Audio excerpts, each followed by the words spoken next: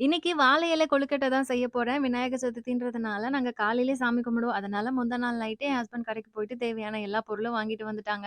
கொழுக்கட்டை செய்றதுக்கு இலை ரவுண்ட் ஷேப்ல இருந்தா நல்லாருக்கும். நான் ஃபர்ஸ்ட்டு இலைய சும்மா ரஃப்பா கட் பண்ணிட்டு, அதுக்கு மேல ஒரு மூடி வச்சு அந்த ஷேப்பே வச்சு கட் பண்ணிட்டேன். இப்ப பூரணம் செய்றதுக்கு 1/2 மூடி அளவுக்கு தேங்காய் தேவைப்படும். தண்ணி எதுவுமே சேர்க்காம குட்டி குட்டியா கட் பண்ணி போட்டு நல்லா கொர கொரன்னு அரைச்சு எடுத்துக்கிட்டா போதும். ஸ்வீட்னஸ்க்கு அச்சு வெல்லம் ஒரு 4 எடுத்திருக்கேன். அதுல கல்லு மண் இருக்கும். அதனால ஃபர்ஸ்ட்டு தண்ணி ஊத்தி நல்லா கொதிக்க வச்சு கரைஞ்சதுக்கு அப்புறமா வேற ஒரு பாத்திரத்துல ஃபில்டர் பண்ணிக்கலாம். இதுக்கு பாகெல்லாம் பார்க்க தேவையில்ல. தண்ணி பாதியா வத்தி வந்ததுக்கு அப்புறமா நம்ம எடுத்து வச்சிருந்த தேங்காய் சேர்த்து நல்லா மிக்ஸ் பண்ணிக்கணும். ஃபர்ஸ்ட்டு தேங்காய் கொஞ்சம் தண்ணியா இருக்கிற மாரி இருக்கும். அதுக்கப்புறம் பார்த்தா நல்லா கட்டியாயிரும். இந்த ஸ்டேஜ்ல இறக்கிற வேண்டியதான். ஃபைனலா அரிசி மாவு ஒரு 400 கிராம் அளவுக்கு எடுத்திருக்கேன். இதுல நல்லா சூடான தண்ணி ஊத்தி நல்லா சாஃப்ட்டா மாவு பெசஞ்சுக்கணும். இப்ப நம்ம கட் பண்ணி வச்ச வாழை இலை இருக்குல்ல, அதுல லைட்டா நெய் தடவிட்டு மாவ ஈவனா எல்லா பக்கம் படுற மாரி ஸ்ப்ரெட் பண்ணிட்டு, நடுவுல ஸ்டஃபிங் வச்சு க்ளோஸ் பண்ணிட வேண்டியதான். இப்ப சூப்பரா கொழுக்கட்டை எல்லாம் ரெடி ஆயிடுச்சு. இனி வந்து ஒரு 7 நிமிஷம் போல இது இட்லி பாத்திரத்துல வச்சு வேக வச்சுக்கணும். லைட்டா அந்த வாழை இலை ஃப்ளேவரோட கொழுக்கட்டை சாப்பிடுறப்போ சூப்பரா இருக்கும். நான் அப்புறமா வாங்கிட்டு வந்த பூவெல்லாம் எல்லா சாமி ஃபோட்டோக்கும் கட் பண்ணி வச்சுட்டு, விநாயகருக்கு அருகம்புல் மாலையும் போட்டாச்சு. நல்லபடியா சாமி கும்பிட்டோம். ரீசென்ட்டா நம்ம சேனல்ல போஸ்ட் பண்ண லாங் வீடியோட லிங்க் நான் எங்க ஆரோ மார்க் கிட்ட குடுத்துருக்கேன். உங்களோட ஃப்ரீ டைம்ல கண்டிப்பா செக் பண்ணி பாருங்க.